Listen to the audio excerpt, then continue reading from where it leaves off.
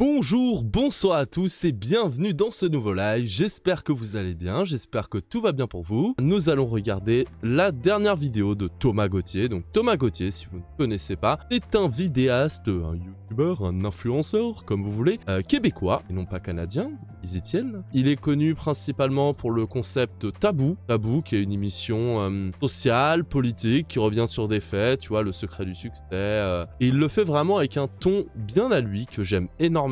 Et il fait aussi des musiques qui sont juste excellentes. Ça vous dit, avant de commencer, je vais vous mettre juste une des musiques de Thomas. Là, on va mettre Tout va bien, qui est presque comme ma chaîne YouTube finalement. Donc Tout va bien de Thomas Gauthier. Et non seulement un beau nom de chaîne, presque, il manque un petit truc, mais sinon c'est un beau nom de chaîne. Et qui est aussi une musique que j'aime beaucoup. Et qui est BG, il m'énerve Thomas. Si tu passes par ici, tu es beaucoup trop BG. Avant j'aimais le ping-pong. Maintenant le ping-pong, je l'ai bien profond dans le cul. Avant j'aimais ce rire, maintenant les gens qui rient, j'ai le goût de leur casser les côtes. J'ai pleuré devant une petite fille qui a demandé à son père pourquoi il fait toujours froid en hiver. C'était métaphorique, le froid de l'hiver c'est mon état d'âme qui persiste. Tous les matins je me lève plus tôt pour voir ce que mon patron en pense. Je le fais pour moi, pas pour mon anxiété de performance. Mais tout va bien, hein? C'est normal de pleurer devant les reprises d'un gars, une fille. Oh, tout va bien, hein? Faites-vous-en pas pour moi, au moins je suis pas un vieux qui veut savoir l'heure. Je sais pas il est quelle heure, mais je sais une chose, tu vas mourir bientôt. Je suis pas déprimé, je suis juste triste tout le temps. Avant j'aimais ma vie, maintenant j'aime les photos de la vie des autres sur Instagram. Oups! Avant j'étais accro à la pornographie. J'y travaille. Ma mère m'a laissé quand j'avais 4 ans, puis je trouve ça correct. On pourrait penser que c'est un appel à l'aide, mais non. À tous les soirs je me couche plus tard, peu importe ce que mon médecin en pense. Faut ce qu'il faut pour atteindre mes standards de performance. Si je travaille fort, je mets mon argent de côté. Peut-être qu'à ma retraite, je pourrais m'arrêter. Mais d'ici là, tout va bien, hein? Je me reposerai quand je serai le meilleur sur terre. Oh, tout va bien, hein? Faites-vous-en pas pour moi, ça va passer. Puis si ça passe pas, y a rien à faire. Donc vous voyez, très mélange humour noir, mais en même temps dénonciation de quelque chose, et en même temps un mélange d'humour cringe et d'humour absurde. Et vraiment, si vous aimez les délires à la chronomusique, vous aimez tout ce qui est politisé à gauche, etc., vraiment, allez voir ce qu'il fait. Je sais pas comment elle s'appelle sa nouvelle série, mais en tout cas, il a une nouvelle série, donc n'hésitez pas à le soutenir sur Tipeee, ça fait plaisir. Et en attendant, nous, on va donc commencer sa dernière vidéo en date. Fatigué d'être pauvre, essayez les paradis fiscaux. L'évasion fiscale des paradis fiscaux. 24 000 milliards d'échappés à l'impôt. Plus de 100 000 personnes Ne paient pratiquement aucun impôt. C'est eux qui pourrissent la vie de nos concitoyens. Bon, vous connaissez la chanson, hein? Les riches sont méchants, paient aucun impôt, puis cachent leur argent dans des paradis fiscaux. Ben c'est ce que je croyais moi aussi, avant que le mois dernier, vous me souteniez pour 943 € sur Tipeee. Le lien est dans la description. Le lien est dans la description de mon Tipeee aussi d'ailleurs, hein, n'hésitez pas. Là, loin de moi l'idée d'oublier d'où je viens, mais je dois avouer que de recevoir tout cet argent, ça m'a comme ouvert à une toute autre perspective. Au Québec, on a un problème, on dirait, avec les gens qui sont riches. Ah, c'est marrant, on dit la même chose en France. En France, on a un problème avec la réussite. C'est un peu comme si les riches, peu importe le pays, voulaient jouer sur la corde nationale, sur la fierté nationale, la corde sensible, pour justifier leur salaire et leur fortune qui est juste débilement démesurée, tu sais. On dirait qu'ils essayent de dire « Non, mais c'est pas qu'on est trop riche, c'est pas qu'on exploite des gens, pas du tout. C'est juste que les Français, ils ont du mal avec la richesse dans ce pays, on le sait bien. Hein? Pas ? Ah, on est au Québec, merde. Oui, non, mais au Québec, on a vraiment du mal avec la réussite et la richesse dans ce pays. Voilà le vrai problème. Un délire. Donc aujourd'hui, je vous propose une immersion dans ma réalité de nouveau riche pour comprendre une bonne fois pour toutes si oui ou non les paradis fiscaux sont un si gros problème que ça, ou si les pauvres sont juste des gros bébés lala. C'est parti. Ce mec a un timing comique juste incroyable. Je sais pas comment il fait parce qu'il est à la fois pas sérieux, mais il est à la fois sérieux et vraiment, je le trouve trop drôle. C'est vraiment l'un des créateurs sur internet que je trouve le plus drôle. Il est juste excellent. Vous savez, depuis que je suis extrêmement riche, on me demande souvent « Thomas, qu'est-ce que tu vas bien pouvoir faire avec les 943 € que tu as fait sur Tipeee? Le lien est dans la description. » Le mien aussi est dans la description, n'hésitez pas d'ailleurs. Hein. Tipeee, Patreon, abonnez-vous à la chaîne. Allez, ça fait plaisir. Tantôt, mon caméraman Julien, il me disait tu sais, Thomas, peut-être que tu pourrais utiliser un peu de cet argent-là pour me payer. Oui, c'est vrai. Payer un stagiaire, payer un pote. Ah mais attends, on est où là? Ah mais attends, on va pas payer un ami, il fait ça pour t'aider, tu vois, au bout d'un moment, pas d'histoire de sous entre amis, oh. Mais en même temps, on dirait que je suis comme pas fan de l'idée d'avoir moins d'argent. En fait, la bonne chose à faire, ça serait de prendre exemple sur les plus riches de la planète et de cacher ma fortune bien au chaud dans un paradis fiscal. Le principe est assez simple. Au lieu de déclarer mes revenus ici au Québec, comme le font les gens ordinaires et laids, je vais, en toute légalité, les déclarer dans un autre pays dans lequel j'aurai pas à payer d'impôts. Mais tu vois, c'est pour ce genre de truc que j'aime toi, parce que il aurait juste pu dire les gens ordinaires et pauvres qui me dégoûtent. Mais non, et laid, c'est juste gratuit, et surtout, je sais pas, il le dit d'une manière à la fois premier et second degré dans la forme, qui est juste incroyable. Un de ces quatre, il faudra vraiment que je fasse une vidéo sur Thomas Gauthier. D'ailleurs, il y a Alfie, qui a une chaîne YouTube, qui est un monteur, et il a fait une vidéo sur Thomas Gauthier qui est extrêmement bien. Je vous conseille vivement la vidéo d'Alfie sur Thomas, qui est vraiment très cool. Est-ce que c'est douteux moralement? Bien sûr. Mais est-ce que ça fait de moi fondamentalement une mauvaise personne? Absolument. Pour bien comprendre d'où viennent les paradis fiscaux, il faut faire un petit retour dans le passé jusqu'à la charmante époque du colonialisme. Le moment de l'histoire. On est en 1880, soit C'est faux, on est en 2024, Thomas, t'es con, tu sais pas compter. 284 ans après que René Descartes naisse avec un visage correctement proportionné.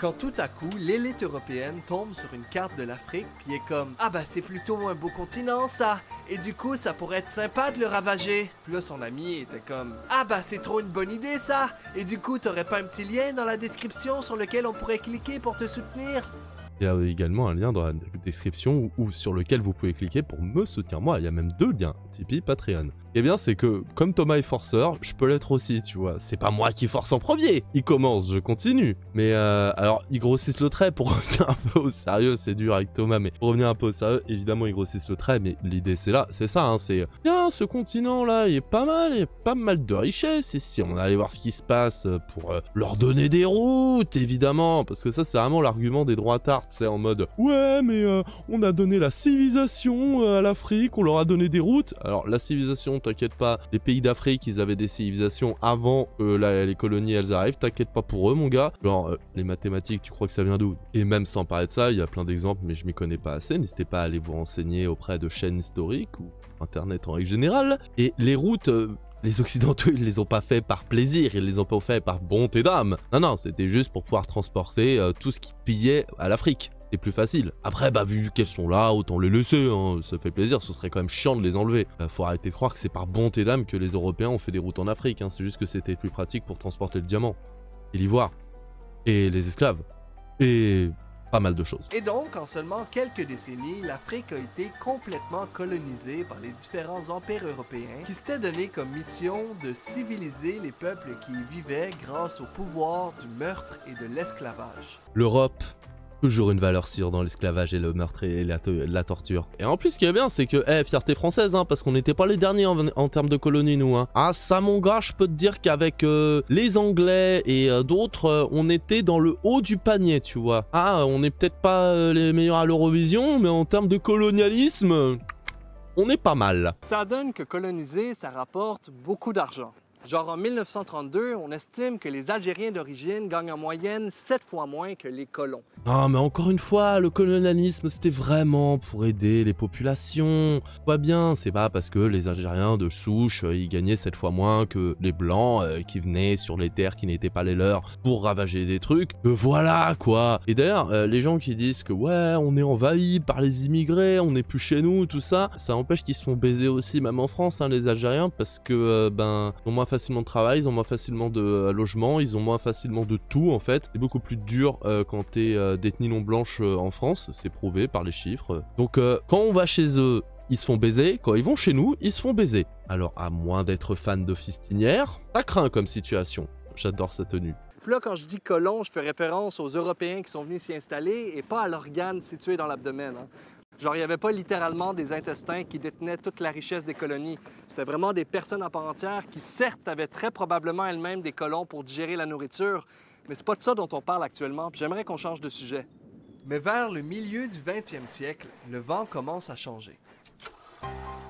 Les colonies commencent à péter les couilles à tout le monde en revendiquant leur indépendance, et donc l'élite coloniale devait trouver quoi faire avec toute la fortune qu'ils avaient amassée. Et sentant la bonne affaire, il y a des pays qui étaient comme « Hey, si tu viens mettre ton argent chez moi, tu vas payer juste 1 ou 2% d'impôts, ce qui est quand même beaucoup mieux que les 20 à 30% si tu ramènes ton argent dans ton pays d'origine. Tu piges ou quoi? » Et l'élite coloniale, très intéressée, a répondu « Je suis une élite coloniale et je suis très intéressé. » Ah bah c'est fou, on s'y croirait, hein. On s'y croirait vraiment. On est vraiment sur une reconstitution vraiment détaillée. Et là, c'est encore un truc qui montre que, comme d'habitude, la bourgeoisie, qu'est-ce qu'elle préfère faire? Plutôt que... Bon déjà, les colonies, c'est pas ouf en soi, hein. Qu'on soit d'accord, c'est de la merde. Et du coup, plutôt que ramener tout l'argent qu'ils ont pillé en Afrique en France, parce qu'ils sont, je sais pas, mais les bourgeois, les droitards, tout ça, ils sont pas censés être ultra patriotes. Ils sont pas censés, les bourgeois, être en mode « Oui, la France, oh là là, les gauchos n'ont pas les valeurs de la France, alors que nous sommes la France !» Sauf qu'en attendant, vous payez pas vos impôts en France, les gars. Donc c'est qui est le plus valeur française et qui aide la France? Parce que, ah, mettre tous vos sous dans des paradis fiscaux, du coup, vous aidez pas trop la France, c'est pas très patriote, hein, les cocos. Enfin, les cocos, pas communistes, hein. Et donc, dans les années qui ont suivi, c'est des milliards de dollars qui ont quitté l'Afrique et qui ont contribué à l'émergence d'une panoplie de nouveaux paradis fiscaux. Dans les dernières années, il y a eu une série de fuites de documents confidentiels provenant de paradis fiscaux. Ce que ces fuites ont révélé, c'est qu'encore aujourd'hui, ils sont extrêmement populaires chez les riches, incluant des politiciens, des grandes entreprises et de nombreuses vedettes comme Shakira. Ah, j'ai vu Justin Trudeau et Jackie Chan aussi. Alors juste Justin Trudeau, je m'en fous, bien qu'il... Oh, Ringo Starr. Ringo Starr, t'étais pas censé être un rocker, enculé. Et tout ça, ça a de sérieux impacts sur l'économie mondiale. À l'échelle de la planète, on parle de plus de 7600 milliards de dollars américains qui seraient détenus dans des paradis fiscaux. 7600 milliards de dollars dans des paradis fiscaux. T'imagines si ça avait été justement redistribué par les impôts, etc. Et après, c'est les pauvres les parasites. Après, c'est les migrants les parasites. Non, c'est les riches. Déjà parce que, je suis désolé, mais les ultra riches, ils font pas leur thune eux-mêmes. Je vais pas rejouer le gauchiste de base, hein, mais c'est vrai. Je veux dire, c'est le travail d'autres personnes qui fait qu'ils sont aussi riches. Donc déjà, c'est pas vraiment leur thune. Et en plus, ils la redistribuent même pas dans le pays dans lequel ils vivent. Moi, ce que je trouve le plus horrible, c'est citer d'une vieille famille bourgeoise, ça fait longtemps, genre Bernard Arnault, Trump, tout ça. Ah, je peux comprendre que tu sois pas dans cette logique, parce que t'as toujours eu les écoles privées, les cliniques privées, t'as jamais eu besoin d'HLM, t'as toujours tout pu te payer tout seul. Donc à la rigueur, je peux comprendre que tu sois tellement dans un autre délire que tu vois même pas l'intérêt. Et bon, l'intérêt, ça reste l'humanité et la compassion pour le reste du monde, parce que tout le monde n'a pas autant de chance que toi et tout le monde n'a pas pu vivre ce que tu as vécu avec tous les héritages que tu as eu depuis le début de ta vie, et donc il faudrait peut-être redistribuer un petit peu pour qu'il y ait de l'équité et que les gens ne meurent pas de faim, de froid, de soif. Peut-être. Mais les nouveaux riches, moi, eux, ils me dégoûtent encore plus, parce que ceux qui viennent de la merde, ceux qui viennent de la rue, ceux qui sont des prolos à la base, ceux qui ont galéré pour s'en sortir, ils étaient bien contents d'avoir l'école publique, ils étaient bien contents d'avoir la sécu sociale, ils étaient bien contents d'avoir les HLM. Et une fois que eux, ils deviennent riches, au lieu d'ouvrir la porte pour les autres, au lieu de redonner ce qu'ils ont eu, et principalement pour les personnes dont le public peut être beaucoup issu des minorités ou du prolétariat, et ben au lieu de dire bon, j'ai ma grosse part du gâteau, je me mets bien, tellement bien que je pourrais vivre jusqu'à la fin de mes jours sans rien avoir comme problème, même en payant des impôts. Eh ben non, je vais pas payer mes impôts parce que je préfère que les gens y crèvent de faim. Et ça, je comprends pas du tout. Autant les grosses fortunes, ça reste des enculés, mais je peux comprendre. Je peux comprendre leur logique. J'ai pas dit que je comprenais leurs actes, hein, mais je peux comprendre la logique au moins. Là, je trouve ça juste enfoiré et bâtard quand tu viens d'un milieu sociable moins aisé à la base. Encore une fois, t'étais bien content de l'avoir l'école publique, enfoiré. Juste en France, ce serait jusqu'à 100 milliards d'euros chaque année qui échapperaient à l'État. 100 milliards en France. 100 milliards chaque année. T'imagines qu'on pourrait faire avec 100 milliards la fraude sociale, c'est quoi? ça se compte en millions. Hein. La fraude aux allocs ou au RSA et tout, ça se compte en millions, tu vois, ok.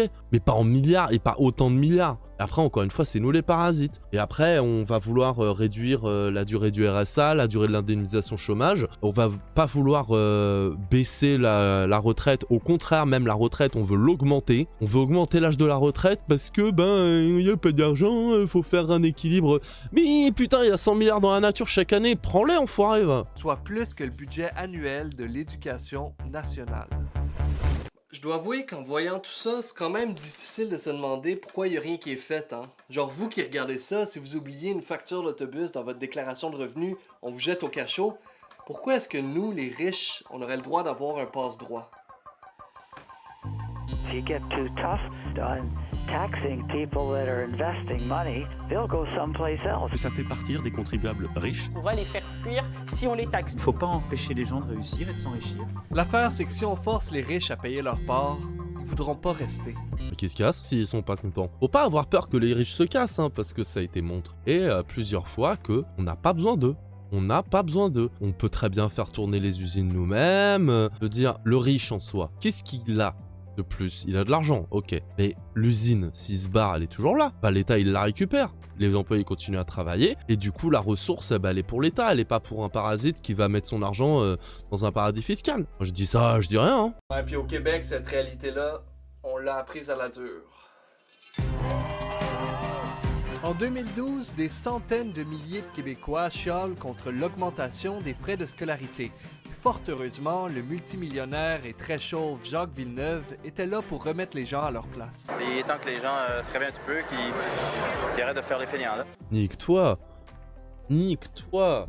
Oh, t'es multimilliardaire. Ah mais nique-toi au bout d'un an, t'es multimilliardaire, tant mieux pour toi poteau, hein, mais c'est pas pour ça que les gens sont fainéants, tu vois, les gens ils travaillent, il y en a ils font les 3-8, il y en a ils travaillent pour un salaire de misère, pas parce qu'ils sont pas ta thune qu'ils sont fainéants, ils veulent juste survivre en fait. Vous savez déjà que Jacques Villeneuve avait fait sa fortune comme champion de F1. Ce qu'on savait pas, c'est qu'il était aussi un champion de l'évitement fiscal. Oh bah comme par hasard, c'est l'un des mecs qui dit qu'il faut arrêter d'être une feignasse qui est en évasion fiscale, qui est surpris. Alors, je suis tout seul ici, mais je pense pas que quelqu'un soit surpris dans tous les cas. Son manoir, son domaine et son restaurant ont tous été achetés via des compagnies incorporées dans des paradis fiscaux. Et que ces stratagèmes ont permis à ce multimillionnaire de déclarer des revenus annuels de 6 400 $ et même de réclamer le crédit d'impôt pour solidarité destiné aux familles québécoises à faible revenu. C'est juste une dinguerie.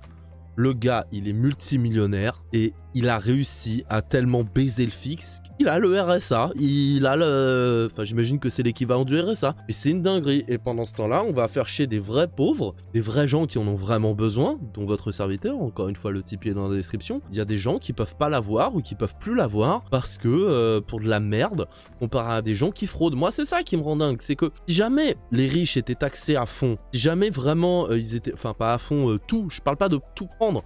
Mais je parle vraiment si c'était justement taxé. Ensuite, moi je veux bien qu'on s'attaque à la fraude sociale. Mais d'abord on s'attaque à la fraude fiscale, pas l'inverse, ça me paraît logique. Et là, avant que vous vous alarmiez, là, essayez donc de vous mettre à sa place un petit instant. Vous avez 500 millions de dollars. Le gouvernement vous en prend 30%. Il vous reste 350 millions.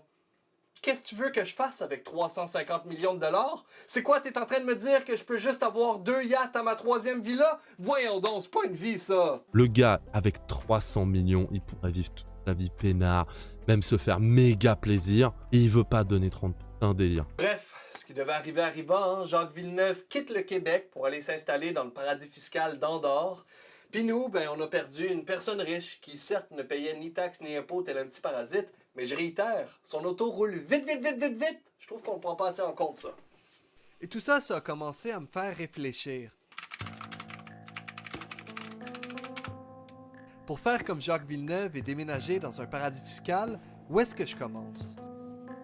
En faisant un peu de recherche, je suis tombé sur Nomad Capitalist, une compagnie qui s'est donnée comme mission de faciliter l'accès des riches aux paradis fiscaux.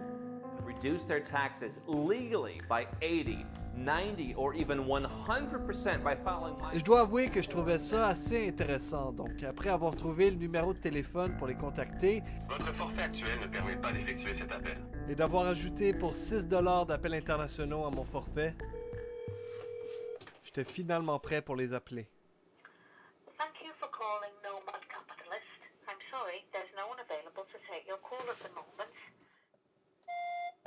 Hi, I'm Thomas Gauthier. So I made 943 euros on TP, link in bio. Et mon Patreon aussi sont en description. And you know, I don't want the government to take it away from me. I don't want to pay Julien. I was wondering, like, how can I put my money in a tax haven and, you know, perhaps buy a yacht or a tiger, I don't know. So please call me back. See you later, alligator. J'étais assez confiant d'avoir fait bonne impression, mais juste pour être certain, je leur ai aussi envoyé un courriel et assez rapidement, j'ai eu une réponse. Cher Thomas, merci d'avoir contacté Nomade Capitaliste. Un dépôt de 28 000 $ est nécessaire pour les clients avec un revenu annuel de 500 000 $ américains. Et oui, c'est aussi ça le truc. Déjà, moi, c'est un truc qui me rend dingue, c'est qu'il y a des paradis fiscaux qui sont légaux. Alors, les États sont au courant, mais ils s'en foutent ou ils osent pas faire quoi que ce soit. Et ensuite, ben, si toi aussi, tu te dis, vas-y, tu sais quoi, nique sa race, moi aussi, je veux éviter le fisc, les impôts, tout ça, j'en ai marre de jouer le jeu alors que les riches, ils le font pas. Que je peux comprendre, hein, dans l'idée, parce que, ben, au bout d'un moment, vas-y, gros, ça y est, tu gagnes 1000, 2000 balles par mois, tu te dis, pas beaucoup d'argent, le peu que j'ai, j'aimerais bien le garder, on peut s'entendre. Et ben non, tu peux pas, parce qu'il faut gagner beaucoup trop, en fait. Il faut déjà être riche. Et ça, c'est un truc, en règle générale, plus t'as de l'argent, plus c'est facile d'avoir d'argent. Moins t'as d'argent, plus c'est dur d'avoir de l'argent. Et ça, les riches, ils ont pas l'air de le comprendre. Parce que quand t'es riche, tu peux avoir le bon conseiller bancaire, tu peux avoir la bonne base pour optimiser tes impôts, parce que tu peux avoir le bon matériel, parce que tu peux payer des gens pour t'aider, etc. Alors que quand t'es pauvre, ben, tu te démerdes tout seul. Avec du matos de merde. Regardez là, mon pied, là. Il est dégueu, il grince, il est pas ergonomique. Mais bon. On fait avec ce qu'on a, n'hésitez pas à donner sur Tipeee.